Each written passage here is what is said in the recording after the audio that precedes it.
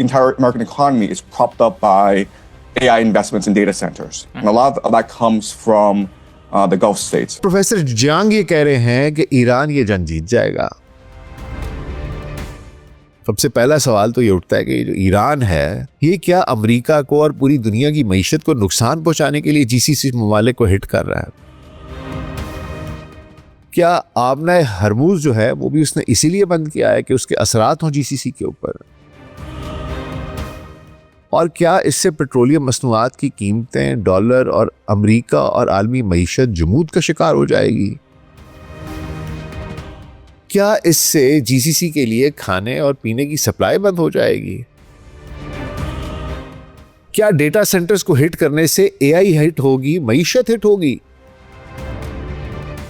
और क्या वाकई अमेरिकी फौज 21वीं सदी की जंग लड़ने के काबिल नहीं है? क्या अमेरिकी और ईरानी हथियारों की कीमतों का जो फर्क है और जंग की स्ट्रैटेजी और माइंडसेट है अमेरिकी शिकस्त का बायस बनेगा?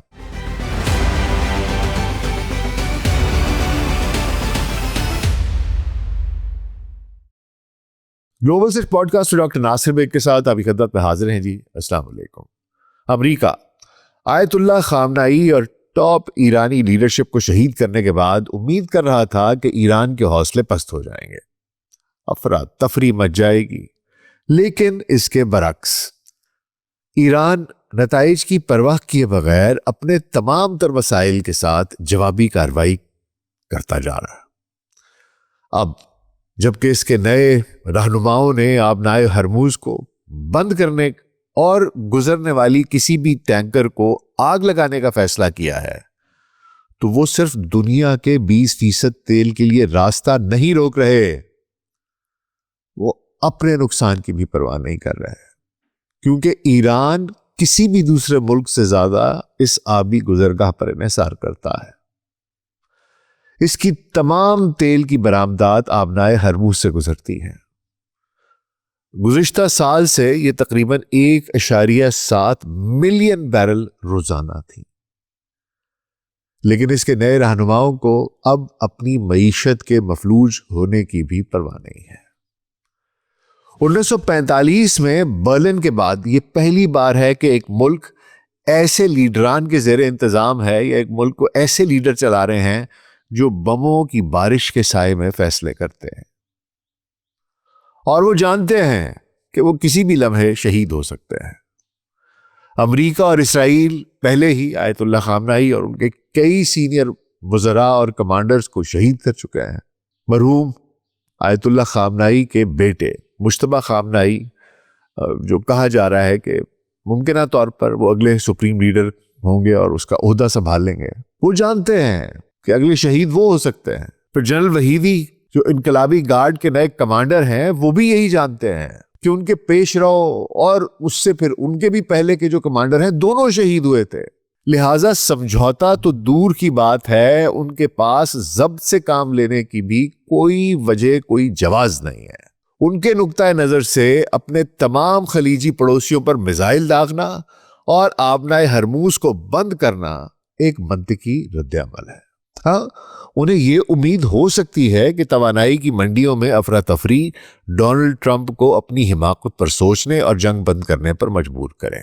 उनके पास एक हिकमत अमली है जो उन्होंने गुज़िश्ता 20 बरस में तश्कील दी है, और कुछ तजियाकार कह रहे हैं कि ईरान इस जंग में अमेरिका को पिछाड़ देगा, उसे शिकस्त दे देगा। इन्हीं तजियाकारों में से एक हैं प्रोफेसर जियांग शो छिन। 1976 में पैदा हुए, सोशल मीडिया पर प्रोफेसर जियांग या अपने चैनल द प्रेडिक्टिव हिस्ट्री के नाम से भी बहुत मशहूर हैं। बीजिंग चाइना में मकीम है, एक चीनी कैनेडियन मौल्लिम है, मुसन्निफ हैं, मौर्रख हैं और जियोपॉलिटिकल थियरिस्ट हैं। चीन में तालीमी इस्लाहात में अपनी कंट्रीब्यूशन के लिए बड़े उनका नाम है, बहुत जाने पहचाने जाते हैं, और ख़ास तौर पर तख्लीकी सलाहियतों, तनकीदी सोच और आलमी शरीयत को फ़रोग़ देने के लिए वहाँ काम करते हैं। जियांग 2022 से मूनशॉट एकेडमी बीजिंग में तारीख़ और फ़लसफ़े के उस्ताद के तौर पर काम कर रहे हैं, और इनके कोर्स जो है वेस्टर्न फ़िलॉसफ़ी, उसको रिकॉर्ड किया जाता है और उनके यूट्यूब चैनल प्रेडिक्टिव हिस्ट्री पर उसको अपलोड किया गया। जहां उन्होंने तारीख, तज्जिया, गेम थेरी और आइजैक एसिमोव के अफसानवी साइको हिस्ट्री से मुतालिक तसव्वुरात को बड़े जियोपॉलिटिकल वाक़यात की तशरीह और पेशगोई के लिए इस्तेमाल किया। प्रोफेसर जियांग आजकल 2024 में दिए गए अपने एक लेक्चर की वजह से खबरों में हैं, जिसमें उन्होंने 3 बड़ी पेशगोइयां की थी। पहली ये कि ट्रंप 2024 का इलेक्शन जीत जाएंगे। दूसरी ये कि ट्रंप इख्तिदार में आने के बाद ईरान के साथ जंग शुरू कर देंगे। और तीसरी ये कि ट्रंप ईरान के साथ ये जंग हार जाएंगे। 2 पेशगोइयां पूरी होने के बाद उनके लेक्चर्स मशहूर होने लगे और उन्हें मगरबी मीडिया में मुख्तलिफ चैनल्स पर बुलाया जाने लगा और मुख्तलिफ सवालात किए जाने लगे। तो जब उनसे तीसरी पेशगोई के बारे में सवाल किया गया कि काफ़ी हैरानकुन पेशगोई की है आपने, और क्या आप अब भी ये समझते हैं कि जो आपने कहा था वो दुरुस्त है और क्या आप उस पर कायम हैं, तो उनका जवाब था कि हकीकत यह है कि इस वक्त अमेरिका और ईरान के दरमियान एक जंग जारी है और ईरान इस तनाज़े के लिए 20 साल से तैयारी कर रहा है और उनके पास अमेरिका को कमज़ोर करने और बिल आखिर तबाह करने की बहुत अच्छी हिकमत अमली मौजूद है। ईरानी दर हकीकत पूरी आलमी मईशत के खिलाफ एक जंग लड़ रहे हैं।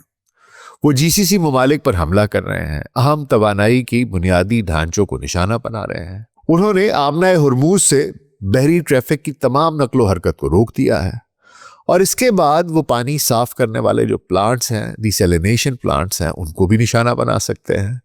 पानी साफ करने वाले प्लांट्स जीसीसी की पानी की फराहमी का 60% फराहम करते हैं। अगर एक ड्रोन, ये सिर्फ रियाद सऊदी अरब में एक पानी साफ करने वाला जो डिसैलिनेशन प्लांट है उसको तबाह कर देता है, जो 10 मिलियन की आबादी का शहर है, तो वो 2 हफ्तों में उनके पास पीने का पानी खत्म हो जाएगा। ईरानियों ने आबनाए हरमुज को क्योंकि अमली तौर पर बंद कर दिया है और जीसीसी अपनी खुराक का 90% आबनाए हरमुज से हासिल करता है। तो उनका कहना था जनाब कि ये जो ईरानी हैं ये दरअसल सऊदी अरब, मुत्तहिदा अरब अमारात, कतर के वजूद को खतरा बना रहे हैं। इसलिए नहीं कि वो इन इस्लामी ममालिक के कोई खिलाफ है या कोई इनके इनसे मसला है। वो कहते हैं वजह यह है क्योंकि ये खलीजी रियासतें जो हैं ये अमरीकी मईशत की बुनियाद हैं। किस तरह? क्योंकि ये तेल पेट्रो डॉलर में इसको बेचती हैं और बेचने के बाद इस पेट्रो डॉलर से अमरीकी स्टॉक मार्केट में ही सरमायाकारी करते हैं, जिससे अमरीकी मईशत में वापस इसको लगाकर ये रिसाइकिल कर देते हैं। जियांग कहते हैं कि पूरी अमरीकी मईशत दरअसल एआई सरमायाकारी और डेटा सेंटर्स पर इन्हिसार किए हुए है, क्योंकि स्टॉक मार्केट में इन्हीं के स्टॉक सबसे ऊपर है। आप जाके देख लें जितनी एआई कंपनियां हैं। और वो कहते हैं कि इन स्टॉक्स का बहुत बड़ा हिस्सा जो इसमें इन्वेस्टमेंट है वो खलीजी रियासतों की है। तो अगर खलीजी रियासतें तेल बेचने के काबिल नहीं रहती और वो अमेरिका में इस एआई बबल को फाइनेंस करने के काबिल नहीं रहती, तो ये एआई बबल फट जाएगा और इसके साथ पूरी अमेरिकी मईशत भी वो कहते हैं फारिग हो जाएगी। जो दर हकीकत वो मानते हैं कि एक मालियाती पॉन्जी स्कीम है, इसके अलावा और कुछ नहीं है। उसके अंदर हकीकी तौर पर कोई मईशत वाली बात नहीं रह गई, एक पॉन्जी स्कीम के तौर पर चल रही है। फिर उन्होंने कहा कि अमेरिका जो है ये एमिनेशन खत्म होने से पहले ईरानी मिशन को पूरा करने की दौड़ में है। अमेरिका, उन्होंने बताया कि जो अमेरिकी फौज है ये 21वीं सदी की जंग लड़ने के लिए डिजाइन ही नहीं की गई। याद रखें कि अमेरिका का जो मौजूदा फौजी सनती कॉम्प्लेक्स है वो सर्द जंग लड़ने के लिए डिज़ाइन किया गया था और सर्द जंग में बुनियादी मकसद ताकत का मुजाहरा करना था। ज़रा शो शाह ज़्यादा थी, जैसे कौन पहले चांद पे पहुंचता, इस तरह की बातें ज़्यादा थी और एक्चुअल जंग में हिस्सा लेना बहुत कम था। दूसरे को डराने के लिए, ज़रा धक्का मारने के लिए ज़रा शो शाह ज़्यादा थी। यू हैड टू पोज कि मैं बहुत ताकतवर हूँ। तो वो जंग कहते हैं कि आप तो डिज़ाइन ही नहीं किया आपने कि आप 21वीं सदी की जंग लड़ सकें, आप तो इस काबिल ही नहीं है। वो कहते हैं कि जो पूरी अमेरिकी फ़ौज है, इसकी जो फ़ौज की हिकमत अमली है, ये बहुत सोफिस्टिकेटेड टेक्नोलॉजी के गिर्द घूमती है, जिसे बनाने में बहुत पैसा लगता है, बहुत वक्त दरकार होता है। ख़ास तौर पर जो अमेरिकी फ़िज़ाई दिफाई निज़ाम है वो बहुत महंगा है और इसी वजह से हम इस जंग में ये अदम तवाज़ुन देख रहे हैं, जहां आपके पास एक $4 मिलियन का मिसाइल है जिससे आप उनके $25,000 के ड्रोन को तबाह करते हैं या ये कोशिश करते हैं, आप बाज़ औक़ात नहीं कर पाते। ये इम्बैलेंस बतौर जियांग के ज़्यादा देर तक चल नहीं सकेगा और वो ये कहते हैं कि ये दिखाई दे रहा है कि अमेरिका के नाकाबिले तस्खीर होने के गुब्बारे से हवा निकले के निकले भाई। वो अमेरिका जिसने पिछले 20 सालों से अमेरिका की बालादस्ती को बरकरार रखा हुआ है। तो प्रोफेसर जियांग ये कह रहे हैं कि ईरान ये जंग जीत जाएगा और इसके लिए उन्होंने ना तो कोई फाल निकाली है, ना कोई ख्वाब देखा है, ना किसी सहीफे का हवाला दिया है, ना किसी बाबे ने उनको कोई बताया कि जा फिर बाबा कहंदा है। ऐसा नहीं है। वो तारीख का मुताला करते हैं, गेम थ्योरी, क्रिटिकल थिंकिंग के जरिए प्रेडिक्टिव एनालिसिस करते हैं और मंतिक व दलील से ये पेशगोइयां करते हैं। अब उनकी दलीलों को जरा एक एक करके देख लेते हैं कि इनमें कितना दमखम है और क्या वाकई ये दुरुस्त हैं भी या ऐसे ही रौला बना हुआ है पूरे इंटरनेट पे। अगर जियांग की थ्योरी की माने तो बहुत से सवाल उठते हैं। सबसे पहला सवाल तो ये उठता है कि जो ईरान है ये क्या अमेरिका को और पूरी दुनिया की मईशत को नुकसान पहुंचाने के लिए जीसीसी ममालिक को हिट कर रहा है? क्या इसीलिए वो तेल या तवानाई के इंफ्रास्ट्रक्चर पे हमले कर रहा है? क्या आबना हरमूज जो है वो भी उसने इसीलिए बंद किया है कि उसके असरात हों जीसीसी के ऊपर? और क्या इससे पेट्रोलियम मसनूआत की कीमतें, डॉलर और अमेरिका और आलमी मईशत जमूद का शिकार हो जाएगी? नुकसान होगा? क्या इससे जीसीसी के लिए खाने और पीने की सप्लाई बंद हो जाएगी? क्या डेटा सेंटर्स को हिट करने से एआई हिट होगी, मईशत हिट होगी? और क्या वाकई अमरीकी फौज 21वीं सदी की जंग लड़ने के काबिल नहीं है? क्या अमरीकी और ईरानी हथियारों की कीमतों का जो फर्क है और जंग की स्ट्रैटेजी और माइंडसेट है अमरीकी शिकस्त का बायस बनेगा? और अमरीका की जानिब से एक ईरानी बहरी जहाज डुबोने की खबर आज उस पर भी बात करेंगे। तो हुजूर अगले 10 से 15 मिनट के लिए ध्यान जरा इधर। और अगर हमारा कंटेंट पसंद आ रहा है तो वीडियो को लाइक और चैनल को सब्सक्राइब कर दीजिएगा। तो आइए आगाज करते हैं। मैं गेम थ्योरी का इस्तेमाल करता हूं और मैं बुनियादी तौर पर जियो पॉलिटिक्स को मुख्तलिफ खिलाड़ियों के माबैन खेला जाने वाला एक खेल समझता हूं। हर खिलाड़ी अपने मफादात का तहफ़्फ़ुज़ और हरीफ को नुकसान पहुंचाने की कोशिश करता है।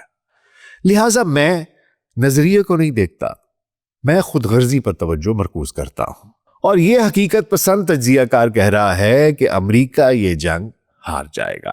पहली दलील जो जियांग पेश करते हैं वो जीसीसी को निशाना बनाने की है कि उसकी तेल की पैदावार और सप्लाई को रोकने की। ये वो कहते हैं पहली थियरी है कि इसको वो करना चाहते हैं। क्यों? वो कहते हैं इसलिए क्योंकि इससे अमेरिकी मईशत और अमेरिकी डॉलर जो दर हकीकत पेट्रो डॉलर है उसके जरिए, पेट्रो डॉलर के जरिए बराह रास्त ये सब एक दूसरे से जुड़े हैं। हुजूर ऐसा है कि ब्रिटेन वुड सिस्टम जो दूसरी जंग अजीम के बाद कायम किया गया था उसके तहत डॉलर को सोने से मुंसलिक किया गया था।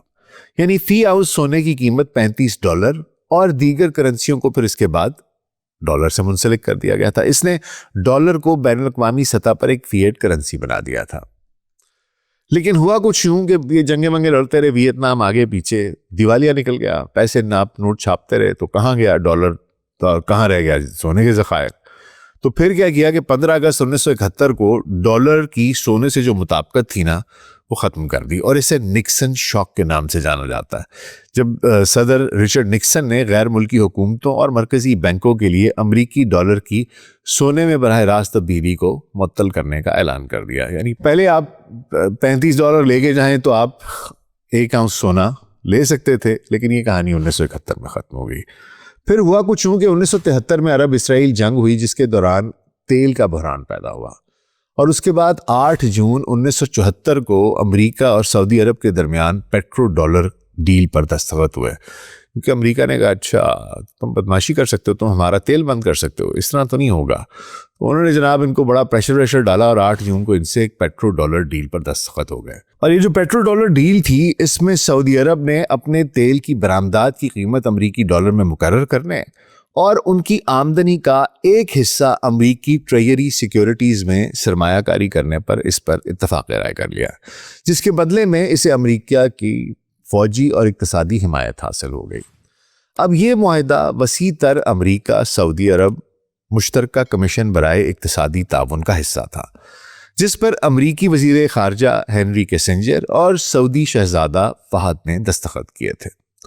तब से अब तक दुनिया में तेल की खरीदो फरोख्त डॉलर में होती है और यही डॉलर की असल ताकत की वजह है, क्योंकि सोने के साथ तो वो डीलिंग हो गया हुआ है। मतलब जितना ज़्यादा तेल निकाला जाएगा, फरोख्त किया जाएगा, डॉलर उतना ही मजबूत होगा जब तक कि तेल डॉलर में बिकता रहेगा। अब हालांकि लोग इसको चैलेंज कर रहे हैं ब्रिक्स, लेकिन फिलहाल इट इज स्टिल हैपनिंग। कुछ लोग करते हैं लेकिन अभी भी ज़्यादातर तेल इसी में जा रहा है और यही डॉलर की स्ट्रेंथ है। जंग की थ्योरी ये है कि हालिया जंग में ईरान ने सऊदी अरब और कतर में तेल और गैस की अहम तनसीबात पर हमले किए हैं। Iranians are doing is they're waging war against the entire global economy. And so they are striking the GCC countries. वो कि ईरान ने इसकी तरदीद की है, वो कहते हैं जी हमने नहीं किए, और सऊदी अरब जो है उसने इस सिलसिले में मुसाद के एजेंट्स को भी गिरफ्तार किया। और अच्छा, जंग जो है वो सिर्फ ये जो हमले हुए हैं ना, वो कहते हैं ये ईरान ने किए हैं, और वो ये कहते हैं कि इन हमलों को वो 2 मार्च 2026 से आबनाए हरमूज की बंदिश से जोड़ते हैं। वो कहते हैं इससे ये दोनों जो एक्ट्स हैं इनको अगर आप कपल करें तो इससे आलमी तवानाई मंडियों में शदीद खलल पैदा हुआ है। सऊदी अरब में रास तनूरा रिफाइनरी है जिसकी की सलाहियत 5.5 लाख बैरल यौमिया है, जो दुनिया की सबसे बड़ी और सऊदी अरामको के ज़ेरे इंतज़ाम एक बहुत बड़ी बरामदी मरकज़ है। 2 मार्च को ड्रोन की जो उसको इंटरसेप्शन थी, उसके बाद मलबा जो है वो वहाँ पर आकर गिरा, उससे आग लग गई और फिर एहतियाती एक तदबीर के तौर पर इसके ऑपरेशंस को मुअत्तल कर दिया गया। इसी तरह कतर में रास लाफान इंडस्ट्रियल सिटी है जो दुनिया का सबसे बड़ा LNG का पैदावारी मरकज़ है और आलमी माया कुदरती गैस का तकरीबन 20% फराहम करता है। उसको ड्रोन से निशाना बनाया गया, जिसके नतीजे में कतर एनर्जी ने LNG और मुतल्लिका मसनूआत की पैदावार को बंद कर दिया।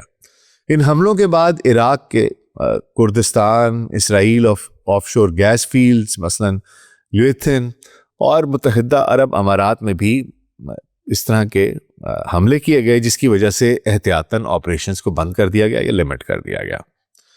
अब जब ये आप सोचिए, इतनी बड़ी बड़ी रिफाइनरीज हैं, इतने बड़े बड़े पेट्रोलियम के स्ट्रक्चर्स हैं, जब इनको बंद किया जाएगा तो इससे तेल और पेट्रोलियम मसनूआत की पैदावार में खलल पैदा हो गया और इसके साथ ही ईरान की जानिब से आबनाए हरमूज की बंदिश भी कर दी गई, जिससे इस अहम चोक पॉइंट जो है उससे तमाम टैंकर्स की जो ट्रैफिक है उसको रोक दिया गया, जो आम तौर पर आलमी तेल का 20 से 25% यानी कि 15 से 20 मिलियन बैरल यौमिया यहाँ से गुजरता है और खलीज फारस से LNG का एक बहुत बड़ा हिस्सा यहाँ से जाता है। 150 से ज़ायद बहरी जहाज वहाँ फंसे हुए लंगर अंदाज हैं, अंदर दाखिल नहीं हो रहे।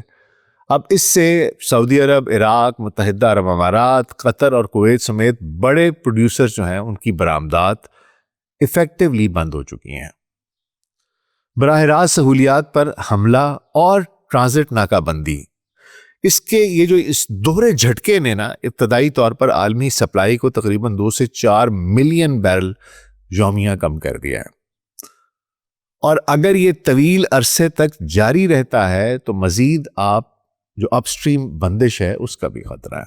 तनाज़े में शिद्दत आने के बाद से ब्रेंट क्रूड में 10 से 13% का इजाफा हुआ है, जो मुख्तसर तौर पर $84 फी बैरल से तजावुज़ कर गया है।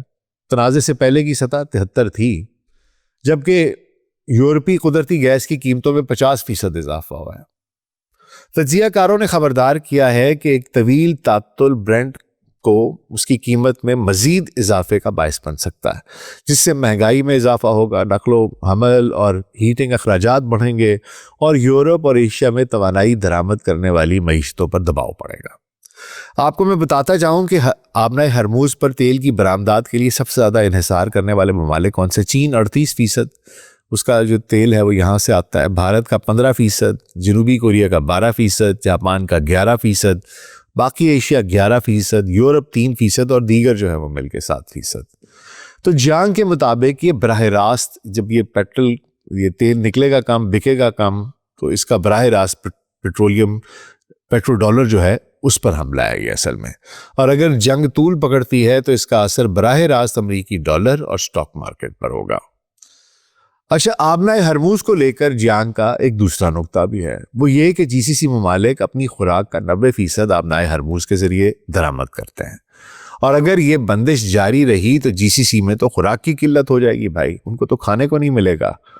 और वो ये भी कहते हैं कि ईरान जो है वो इनके GCC के मीठे पानी के जो प्लांट्स हैं, डिसैलिनेशन प्लांट्स हैं, उन पर भी हमला कर सकता है और वो तो कहते हैं करेगा, जिससे पानी के पीने की 60% सप्लाई जो है वो मुतासर हो जाएगी।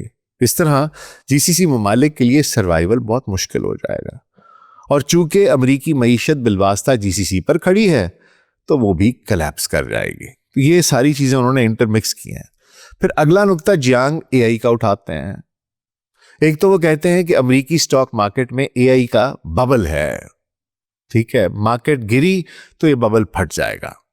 दूसरा ये कि जो ईरान है उसने खलीजी ममालिक में एआई इंफ्रास्ट्रक्चर को निशाना बनाया। अब वो कहते हैं कि जो डेटा सेंटर्स हैं ये अब एक स्ट्रेटेजिक जंगी हदफ बन भी चुके हैं। क्यों, आइए देख लेते हैं कि किस तरह है ये। देखिए, मशरिक़ वुस्ता में ड्रोन हमलों की एक सीरीज ने अमेज़ॉन वेब सर्विसेज AWS के ज़ेरे इंतज़ाम क्लाउड सर्विसेज को मुतासर किया है, जिससे ये बात नुमाया होती है कि डेटा सेंटर्स जो कभी इंटरनेट की गैर जानिबदार इंफ्रास्ट्रक्चर समझे जाते थे, 21वीं सदी की जंगों के दौरान स्ट्रेटेजिक अहदाफ होंगे। The entire American economy is propped up by AI investments in data centers. And a lot of that comes from the Gulf states. Amazon ने तस्दीक की है कि मुत्तहदा अरब अमारात UAE में इसके 2 डेटा सेंटर्स और बहरीन में एक और डेटा सेंटर को ड्रोन हमलों के बाद नुकसान पहुंचा है, जिससे कंपनी को अपने इंफ्रास्ट्रक्चर के कुछ हिस्सों को बंद करने पर मजबूर होना पड़ा और खित्ते भर में कारोबार के लिए जो ज़ेर इस्तेमाल कई क्लाउड सर्विसेज थी उनमें खलल पड़ गया। और इन बंदिशों ने AWS की अहम सर्विसेज जैसे कि कंप्यूटिंग, स्टोरेज और डेटाबेसेस सर्विसेज को मुतासर किया है, जबकि सारिफीन ने नॉन अवेलेबिलिटी और कनेक्टिविटी के मसाइल की इतला भी दी है। ये एक नई हकीकत को उजागर करता है कि इंटरनेट को सपोर्ट करने वाला इंफ्रास्ट्रक्चर अब जदीद तनाज़े के स्ट्रेटेजिक अहदाफ का हिस्सा होगा।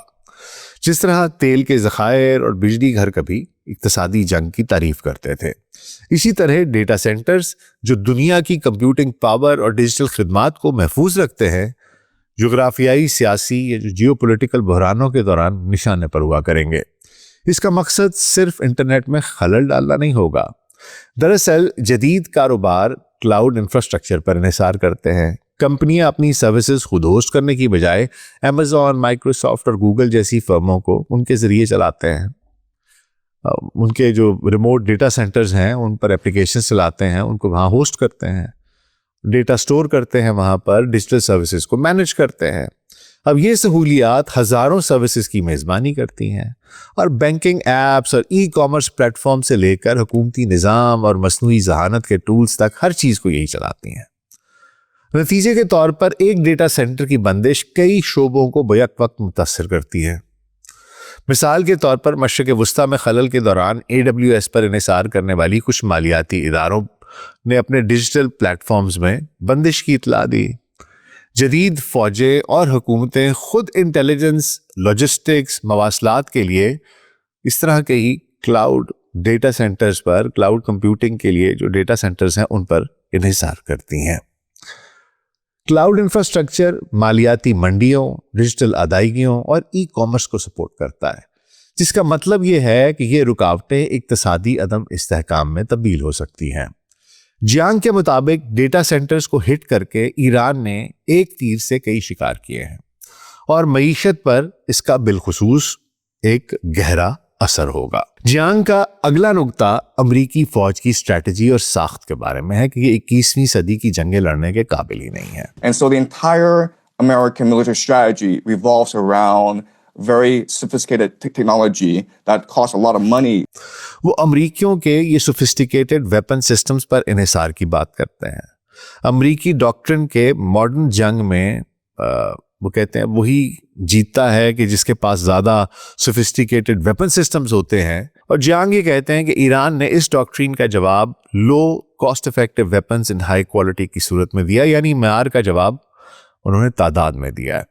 कम लागत के मौसर मिसाइल और ड्रोन्स, लेकिन इतनी ज़्यादा तादाद में कि उनको रोकने के लिए उतनी ही तादाद में सोफिस्टिकेटेड और महंगे हथियारों का इस्तेमाल अमेरिका के लिए वक्त गुजरने के साथ साथ माशी तौर पर नामुमकिन हो जाएगा और उनकी बनाने की सलाहियत भी इनके पास साल में इतनी ज़्यादा नहीं है। और आखिर में जीतेगा वही जिसके पास हथियार बच जाएंगे। एक ईरानी ड्रोन की कीमत हुजूर $20,000 है, जबकि अमरीकी मिसाइल की कीमत $4 मिलियन है, यानी इनकी लागत का फर्क जो है 200% है। Where you have these $1 million missiles trying to take out these $50,000 drones, and it's not sustainable in the long term. अमरीका एक साल में 500 मिसाइल बनाता है, ये मैं बात कर रहा हूँ पैट्रियट्स की, जो उसका PAC-3 वर्जन है। और ईरान जो है वो 1000 हार्ड ड्रोन, बाज़ लोग कह रहे थे 80,000 के पता नहीं कितने वो ड्रोन्स बना सकते हैं, और वो बहुत थोड़े से अरसे में बना सकते हैं। तो जंग के बकौल ईरान वॉर ऑफ एट्रिशन लड़ा है, वो तवील जंग लड़ा है और अमेरिका को ब्लीड करवा रहा है, आहिस्ता लेकिन कंसिस्टेंट ऐसे चोटें देता जा रहा है और इवेंचुअली वो कहता है कि ये अमेरिका को माशी तौर पर थका देगा, एग्जॉस्ट कर देगा और it will bleed to death. ये इनकी सारी कहानी है। मुख्तसर सा एक तजिया आपकी खिदमत में आखिर में पेश करता जाऊं कि जंग के सभी नकात में जान है, सिवाय एक बात में थोड़ा सा कॉन्ट्रडिक्शन आता है कि जो तेल की तनसीबात पर ईरान ने हमले नहीं किए, वो ये कहते हैं हमले नहीं किए, ये इसराइल की साजिश थी। वो इसके अलावा आज़रबाईजान, तुर्की और कब्रस पर भी इसराइल ने फॉल्स फ्लैग ऑपरेशन किए हैं और वहाँ ड्रोन हमले करके जानबूझकर, ताकि ये मुस्लिम ममालिक आपस में जंग लड़ें और ईरान को ये भेजें और ईरान इनके ऊपर मरकूज और इसराइल के ऊपर जो ड्रोन हमले हैं वो कम हो। आप अंदाज़ा लगा ले, किसी का सगा नहीं है, ये अपने अलावा किसी का सगा नहीं है। और ये पकड़े गए और ये खलीजी ममालिक को शुक्र है कि पता चल गया, और बरतानिया ने भी कहा है कि जो हमारे ऊपर हमला हुआ था वो ईरान ने नहीं किया। आज़रबाईजान बज़रत रोहिया लगा रहा था, लेकिन ऐसा नहीं है, बाकी लोग समझ रहे हैं। तो ये एक छोटी सी थी, लेकिन खैर जो ये बातें वक्त के साथ साथ इन हमलों की हकीकत भी खुलकर सामने आ जाएगी। लेकिन हुजूर लग यही रहा है कि प्रोफेसर जियांग जो हैं उनकी पेशगोई काफ़ी हद तक दुरुस्त है, और अगर ये जंग तूल पकड़ती है तो खलीजी ममालिक का सारा निज़ाम और अमरीकी मईशत बिलखुसूस और आलमी मईशत बिलुमूम बुरी तरह मुतासर होने का ख़तरा है। अगर ये जंग लंबी चलती है तो जो GCC ममालिक हैं वहाँ पर खाने का, खुराक का, पीने का बहरान होगा। अगर तेल तवील अरसे तक नहीं प्रोसेस नहीं हो रहा, वहाँ से निकल नहीं रहा, तो इनकी पास ज़ाहिरी सी बात है मईशत मुतासर होगी, दिल गेट हिट। और जब मईशत मुतासर होगी तो फिर ज़ाहिरी बात है इनकी मईशत मुतासर होने से, मैंने आपको बताया अमेरिका पेट्रो डॉलर इस पे खड़ा है, पेट्रो डॉलर मुतासर होगा तो डॉलर मुतासर होगा, इनकी स्टॉक मार्केट मुतासर होगी, स्टॉक मार्केट मुतासर होगी तो AI मुतासर होगी, AI का बबल बर्स्ट करेगा, पूरी की पूरी अमेरिकी मईशत जो है वो इफ़ेक्ट होगी। और अमेरिकी मईशत इफ़ेक्ट होती है तो पूरी दुनिया की मईशत बुरी तरीक़े से मुतासर होने का ख़तरा है। और इस तरह अमेरिका के ये जो जंग हारने के इम्कानात हैं ये बहुत ज़्यादा हैं। अच्छा, आपको बस क्विकली एक बहुत हालिया एक अपडेट और भी देता जाऊँ कि एक हालिया अमेरिकी ईरानी तराज़े में ये जो एक अमेरिकी बहरिया की आबदोज़ है, इसने 4 मार्च 2026 को बहर हिंद में श्रीलंका के जनूबी साहिल से तकरीबन 40 नॉटिकल माइल दूर बैनुल-अक़वामी पानियों में ईरानी फ्रिगेट IRIS दीना उसको मार्क 48 टॉर्पीडो से डुबोया है। ये दूसरी जंग अजीम के बाद अमरीकी आबदोज की तरफ से किसी दुश्मन जंगी जहाज़ को टॉर्पीडो से डुबोने का पहला वाक़या है। ये जहाज़ भारत के एक विशाखापट्टनम में फरवरी 2026 में मुनाकिद होने वाली इंटरनेशनल फ्लीट रिव्यू और मल्टीनेशनल बहरी जो मश्क हो रही थी वहाँ पर मिलान 2026, उसमें 50 से ज़ायद ममालिक के साथ शिरकत के बाद वापस ईरान आ रहा था। श्रीलंका की बहरिया ने इनके 32 सेलर्स को उन्होंने रेस्क्यू ऑपरेशन किया और 32 सेलर्स को, ईरानियों को वहाँ से ज़िंदा बचा लिया।